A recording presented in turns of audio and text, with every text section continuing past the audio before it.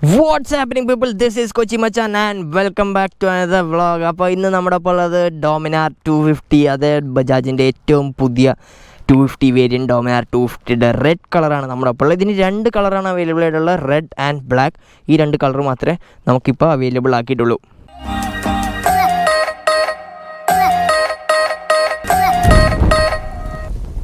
എന്നാലും ബജാജ് എന്നാ ചതിയായിപ്പോയി.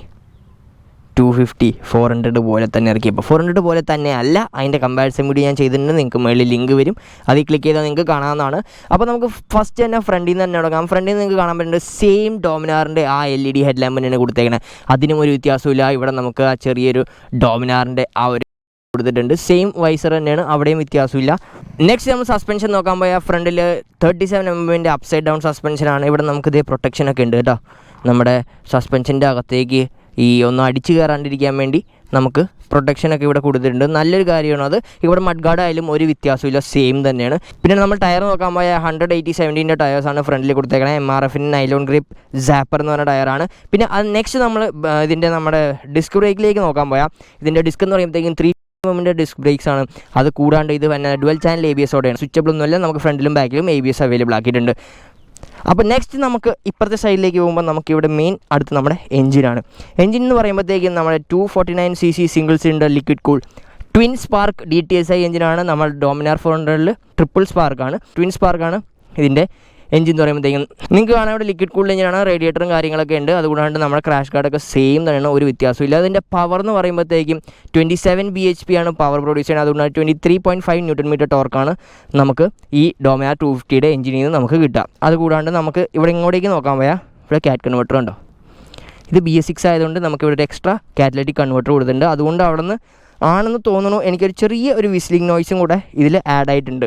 സെയിം നമ്മൾ BS6 ഡോമിനാറിൽ കണ്ട പോലെ തന്നെ 400ൽ കണ്ട പോലെ തന്നെ 250ലും ഒരു ചെറിയ ഒരു വിസ്ലിംഗ് സൗണ്ട് നമുക്ക് പ്രതീക്ഷിക്കാം. ഇതിന് പെരിമീറ്റർ ഫ്രെയിമാണ്. ഫ്രെയിമൊക്കെ നമുക്ക് കാണാം, സെയിം ഡോമിനാർ 400ൻ്റെ തന്നെ ഫ്രെയിം തന്നെയാണ് ഇതിനും കൊടുത്തേക്കണേ. ഇത് ബാക്കിലേക്ക് നോക്കാൻ പോയാൽ ഇതിൻ്റെ എക്സോസ്റ്റ് സെയിം നമ്മുടെ ഡോമിനാർ 400ൽ കണ്ടേക്കണ ട്വിൻ ബാരൽ എക്സോസ്റ്റ് തന്നെയാണ്. സൗണ്ട് കേൾക്കണമെങ്കിൽ ഞാൻ ആ ലിങ്ക് പിന്നെയും പറയുവാണ്. ഞാൻ രണ്ട് വണ്ടിയും വെച്ചിട്ട് സൗണ്ടും കാര്യങ്ങളൊക്കെ ചെയ്തിട്ടുണ്ട്. സൗണ്ട് ട്വിൻ ബാരൽ എക്സോസ്റ്റിൻ്റെ നല്ലൊരു സൗണ്ടാണ്, നല്ല അടിപൊളി സൗണ്ടാണ്. നമുക്ക് ഡോമിനാർ 400 അത്രയും ഒരു ബാസ് കിട്ടില്ല, എന്നാലും സ്റ്റിൽ അത്യാവശ്യം നല്ല ആ ഒരു സൗണ്ട് മെയിൻറ്റെയിൻ ചെയ്തിട്ടുണ്ട് ഡോമിനാർ 250ലും. അടുത്ത നമ്മുടെ സ്വിംഗ് ആമാണ്. സ്വിംഗ് ആം എന്ന് പറയുമ്പോഴത്തേക്കും നമ്മൾ NS 200നും അതായത് RS 200 കണ്ടുവന്നേക്കണം അതേ ടൈപ്പ് സ്വിംഗ് ആമാണ് ബാക്കിൽ കൊടുത്തേക്കണം. ചെയിൻ അഡ്ജസ്റ്ററും കാര്യങ്ങളൊക്കെ കണ്ടോ, RS 200 പോലത്തെ ചെയിൻ അഡ്ജസ്റ്ററും കാര്യങ്ങളൊക്കെയാണ് ഇവിടെയും കൊടുത്തേക്കണം. ബാക്കിലത്തെ ഡിസ്ക് സൈസ് എന്ന് പറയുമ്പോഴത്തേക്കും 230 mm ഡിസ്ക്കാണ് വിത്ത് ഡുവൽ ചാനൽ ABS. ഞാൻ പിന്നെയും പറയുന്നു, ഡുവൽ ചാനൽ ABS ആണ്. ബാക്കിലത്തെ ABS നമുക്ക് സ്വിച്ചബിൾ ഒന്നും അല്ല.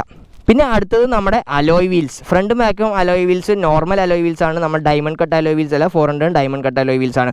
അത് കൂടാണ്ട് ഇവിടെ നമുക്ക് 130/70 ടയേഴ്സാണ്. MRFൻ്റെ സാപ്പർ നൈലോൺ ഗ്രിപ്പ് ടയർ തന്നെയാണ് ഡോമിനാർ 250ൽ ബാക്കിലും അവൈലബിൾ ആക്കിയേക്കണത്. പിന്നെ സൈഡിൽ നിങ്ങൾക്ക് കാണാം ഇവിടെ നമുക്ക് ആ റിഫ്ലക്ടർ നമ്മുടെ 2000 എനിക്ക് നവംബർ മുതൽ 400ലും ഇവിടെ ചെറിയൊരു റിഫ്ലക്ടറും കാര്യങ്ങളും കൊടുത്തിട്ടുണ്ട്.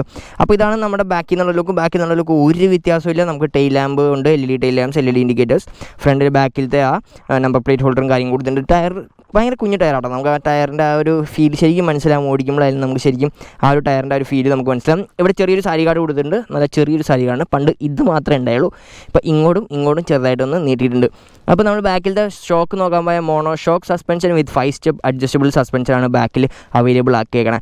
അത് കൂടാണ്ട് നമുക്ക് ബാക്കിലത്തെ സസ്പെൻഷനും ഫ്രണ്ടിലത്തെ സസ്പെൻഷനും അത്യാവശ്യം ഒരു മിഡ് റേഞ്ച് സസ്പെൻഷനാണ്. റാമ്പിങ്ങും കാര്യങ്ങളൊക്കെ നടക്കേണ്ടത്, അതൊക്കെ ഞാൻ ഓടിച്ചുകൊണ്ട് ബാക്കി കാര്യങ്ങൾ പറഞ്ഞുതരാം. ഗിയർ ബോക്സ് നോക്കാൻ പോയാൽ 6 speed gear box with slipper ക്ലച്ചാണ്. പഴം പോലെ നമുക്ക് ഗിയർ പറ്റും. നല്ല അടിപൊളി ക്ലച്ചാണ്, ഒന്നും പറയാനില്ല. ഡോമിനാർ 400നെക്കാട്ടും നല്ല ലൈറ്റായിട്ടുള്ള ക്ലച്ചാണ്, നല്ല അടിപൊളി ക്ലച്ച് ഫീലാണ് നമ്മുടെ ഡോമിനാർ 250ൽ. ഗ്രൗണ്ട് ക്ലിയൻസ് എന്ന് പറഞ്ഞാൽ 157 mm ഗ്രൗണ്ട് ക്ലിയൻസ് ആണ്. സെയിം ഗ്രൗണ്ട് ക്ലിയൻസ് ആണ്. ഗ്രൗണ്ട് ക്ലിയൻസിന് ഒരു വ്യത്യാസമില്ല ഡോമിനാർ 400 വെച്ച് നോക്കുവാണെങ്കിൽ. അപ്പോൾ ഇതൊക്കെയായിരുന്നു ഇതിൻ്റെ ഒരു ഓവറോൾ.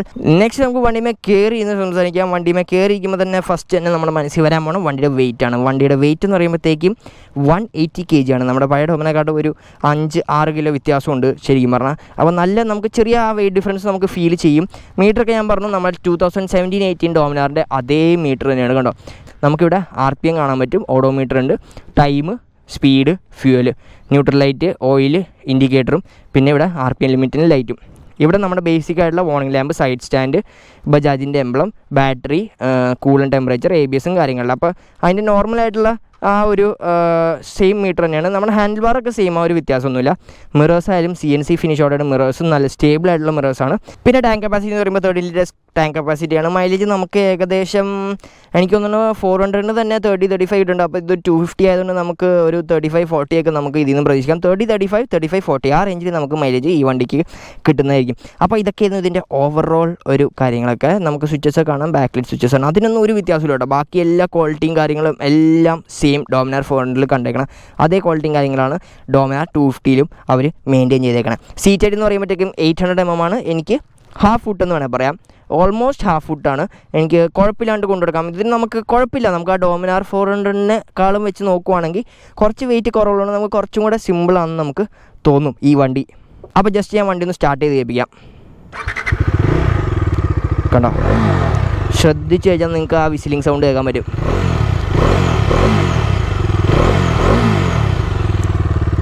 അപ്പോൾ സൗണ്ടൊക്കെ അടിപൊളി സൗണ്ടാണോ, നല്ലൊരു സൗണ്ടാണ്, നല്ല ബ്യൂട്ടിഫുൾ ആയിട്ടുള്ളൊരു സൗണ്ടാണ്. ഡോമിനാർ 400 അത്രയും പാസില്ല, ബട്ട് സ്റ്റിൽ അതേ ഒരു സൗണ്ട് അവർ 250ലും കീപ്പപ്പ് ചെയ്തിട്ടുണ്ട്. അപ്പോൾ നമുക്ക് ഇനി നേരെ വണ്ടി ഓടിക്കാം അല്ലേ. ബാക്കി കാര്യങ്ങൾ നമുക്ക് വണ്ടി ഓടിച്ചുകൊണ്ട് സംസാരിക്കാം. അപ്പോൾ പോവാം. അപ്പോൾ യെസ്, അത് നമുക്ക് ഫസ്റ്റ് തന്നെ റൈഡിങ് പൊസിഷനിൽ നിന്ന് തന്നെ തുടങ്ങാം അല്ലേ. റൈഡിങ് പൊസിഷനൊന്നും ഒരു വ്യത്യാസമില്ല, സെയിം റൈഡിങ് പൊസിഷൻ, ഡോമിനാർ 400-ൻ്റെ അതേ റൈഡിങ് പൊസിഷൻ. ബട്ട് വണ്ടി കുറച്ചും കൂടെ നിമ്പിളാണ്. നമ്മൾ 400 ഓടിക്കുന്നതിനേക്കാളും കുറച്ചും കൂടെ നിമ്പിളാണ്. കാര്യം ഫ്രണ്ടിലത്തെ വെയിറ്റ് എനിക്ക് തോന്നുന്നു ചെറുതായിട്ടൊന്ന് കുറഞ്ഞിട്ടുണ്ട്. ആ ഫോമിൻ്റെ ആ ഭയങ്കര ജങ്കി ആയിട്ടുള്ള ആ USD സസ്പെൻഷൻ മാറിയപ്പോഴത്തേക്കും ഫ്രണ്ടിലത്തെ ആ ഒരു വെയിറ്റ് നമുക്ക് കുറച്ച് കുറഞ്ഞതായിട്ട് ഫീൽ ചെയ്യും. അപ്പോൾ വണ്ടി കുറച്ചും കൂടെ നിമ്പിളായിട്ടുണ്ട് 400 വെച്ച് നോക്കുവാണെങ്കിൽ. നമുക്കപ്പോൾ 0-100 ഒന്ന് ചെക്ക് ചെയ്യാം അല്ലേ.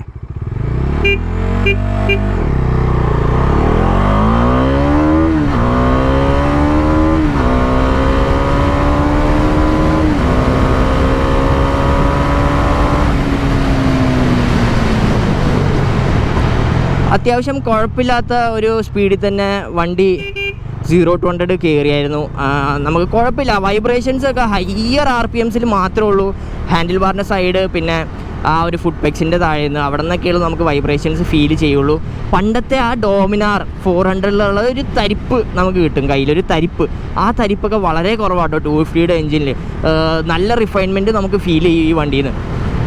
250-യുടെ എഞ്ചിൻ എനിക്ക് തോന്നുന്നു കുറച്ചും കൂടെ റെവ് ചെയ്യും. ഒരു 10,000 to 10,500 RPM വരെ 250-യുടെ എഞ്ചിൻ എനിക്ക് തോന്നുന്നു റെവ് ചെയ്യും. നമ്മുടെ 400 ആണെങ്കിൽ 9,000 to 9,500 RPM വരെ റെവ് ചെയ്യുള്ളൂ.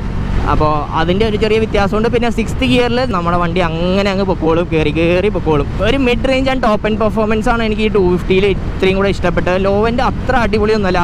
ഒരു RPM എത്തണം, അതായത് ഒരു 4,000-5,000 RPM കഴിയുമ്പോഴാണ് നമുക്ക് ഈ വണ്ടിയിൽ നിന്നുള്ള ആ ഒരു പവർ നമുക്ക് ശരിക്കും ഫീൽ ചെയ്യാൻ പോണത്.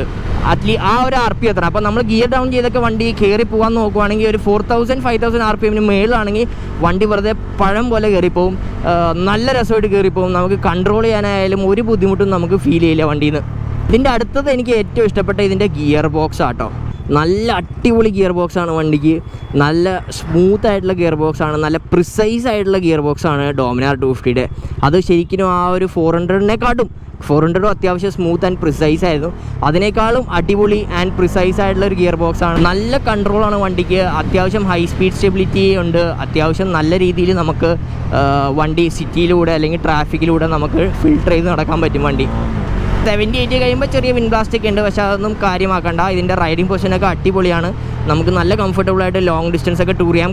കുറേ ആഫ്റ്റർ മാർക്കറ്റ് വൈസർ ഉണ്ട്. ഈ 250-ക്ക് വേണ്ടി ആരും വേറെ വൈസറൊന്നും ഉണ്ടാക്കേണ്ട ആവശ്യമില്ല. കാര്യം ഓൾറെഡി നമ്മുടെ 400-നുള്ള സെയിം വൈസറും കാര്യങ്ങളൊക്കെ ഇതിന് കയറിക്കോളും. ക്രാഷ് ഗാർഡ് ആയാലും ഓൾമോസ്റ്റ് സെയിം തന്നെ നമുക്ക് ഈ വണ്ടിക്കും കയറ്റാവുന്നതാണ്.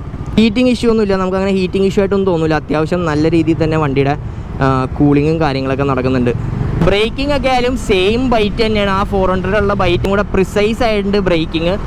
നമുക്ക് ആ ബൈറ്റ് കുറച്ചും കൂടെ ആ ഫീൽ ചെയ്യും. കാര്യം 400-നെക്കാട്ടും വെയിറ്റ് കുറച്ച് കുറവാണ്. അപ്പോൾ നമുക്ക് ആ ഒരു ഫീല് നമുക്ക് ഇതിൻ്റെ ബ്രേക്സിൽ നിന്ന് നമുക്ക് ഫീൽ ചെയ്യും. ആ ഒരു സ്റ്റോപ്പിംഗ് പവർ ശരിക്കും നമുക്ക് കൂടിയതായിട്ട് ഫീൽ ചെയ്യും ഈ വണ്ടിയിൽ. വൈബ്രേഷൻസ് ഒക്കെ ഞാൻ പറഞ്ഞില്ലേ, ശരിക്കും നമുക്ക് ലോവർ RPMൽ വൈബ്രേഷൻ ഒന്നുമില്ല. ഒരു 6,000-7,000 RPM എത്തുമ്പോഴാണ് നമുക്ക് ഫുഡ് പെക്സിൻ്റെ അവിടെ നിന്ന് വൈബ്രേഷൻ, പിന്നെ നല്ല ഹൈ റിവ്യൂ ആണെങ്കിൽ ഹാൻഡിൽ ബാസിൻ്റെ അവിടെ നിന്ന് വൈബ്രേഷൻ ചെയ്യണം. വൈബ്രേഷൻ നമുക്ക് ഫീൽ ചെയ്യാൻ പോണത്. നമ്മുടെ മിറേഴ്സൊക്കെ ഭയങ്കര സ്റ്റേബിൾ ആട്ടോ. എത്ര ഹൈ സ്പീഡിലായാലും നല്ല സ്റ്റേബിൾ ആയിട്ടുള്ള മിറേഴ്സാണ്. നല്ല കംഫർട്ടബിൾ ആൻഡ് നല്ല വിസിബിലിറ്റി ഉള്ള ഒരു മിറേഴ്സാണ് ഡോമിനാർ 250യുടെ. പിന്നെ ആ സൗണ്ട്, അതും ഒന്നും പറയാനില്ല, നല്ല അടിപൊളി സൗണ്ടാണ്.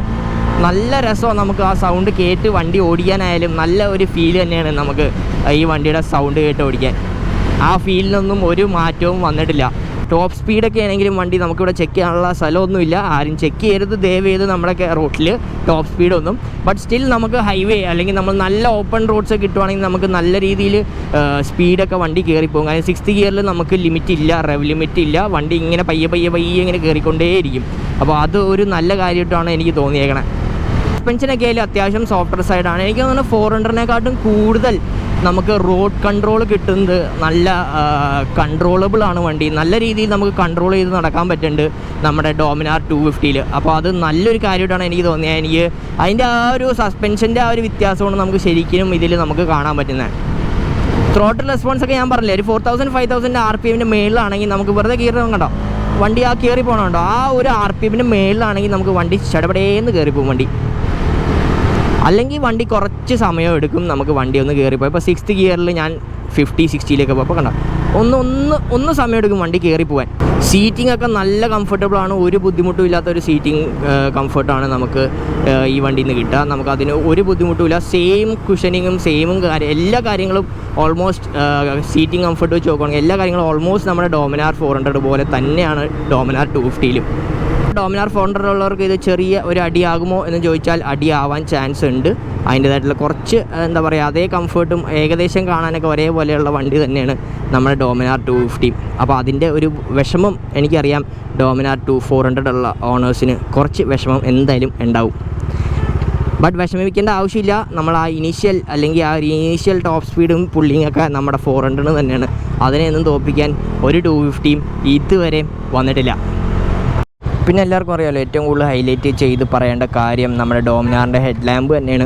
എനിക്ക് തോന്നുന്നു ഉള്ളതിൽ LED ഹെഡ് ലാമ്പ്സിൽ ഏറ്റവും ബ്രൈറ്റ് ആയിട്ടുള്ളൊരു ഹെഡ് ലാമ്പ് ഡോമിനാറും 390യുടെയാണ്, നമ്മുടെ പുതിയ 390യുടെ. അപ്പോൾ ഇതാണ് നമ്മുടെ ബജാജിൻ്റെ ഷോറൂമിൽ നിന്നാണ് നമുക്കിന്ന് വണ്ടി തന്നേക്കണേ. അപ്പോൾ വണ്ടിയുടെ റേറ്റ് എന്ന് പറയുമ്പോഴത്തേക്കും 1,93,000 ആണ് ഓൺ റോഡ് പ്രൈസ് എന്ന് പറയുമ്പോഴത്തേക്കും.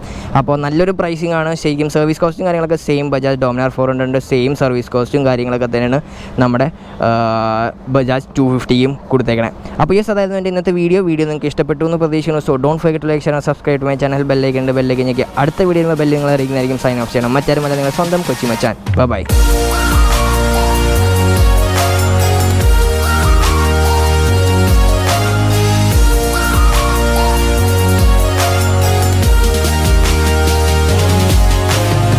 എന്തുട്ടാ അതാ നമ്മുടെ അരുൺ സ്മോക്ക്. അതാണ് കേട്ടോ ബ്ലാക്ക് കളർ കണ്ടോ, ഇതാണ് ബ്ലാക്ക് 250യുടെ. ഈ വണ്ടി ശരിക്കും അത് ഡോമിനാർ 250 ആണ്. നമ്മുടെ അരുൺ മച്ചാനാണ് ഇരിക്കണേ. അപ്പോൾ പുറത്തുനിന്ന് കാണുമ്പോൾ നമുക്ക് ശരിക്കും മനസ്സിലാവും കേട്ടോ. ബാക്കിൽ നിന്ന് കാണുമ്പോൾ എന്തായാലും മനസ്സിലാവും. കുഞ്ഞു ടയറാട്ടോ വണ്ടിക്ക്, ചെറിയ ടയറൊക്കെ ഇട്ടാണ് വണ്ടി വന്നേക്കണേ. അപ്പോൾ നിങ്ങളെ പരിചയപ്പെടുത്താൻ മറന്നുപോയി, ഇതിനി നമ്മുടെ മുത്താട്ടോ. ഇതാണ് എൻ്റെ അടുത്ത വണ്ടി. അപ്പോൾ ഇതിൻ്റെ വീഡിയോ ഞാൻ അടുത്ത് തന്നെ വേഗം തന്നെ ഇടാം എന്തായാലും. നമ്മുടെ മോജോ XT ആണ് ഞാൻ എടുത്തേക്കണേ.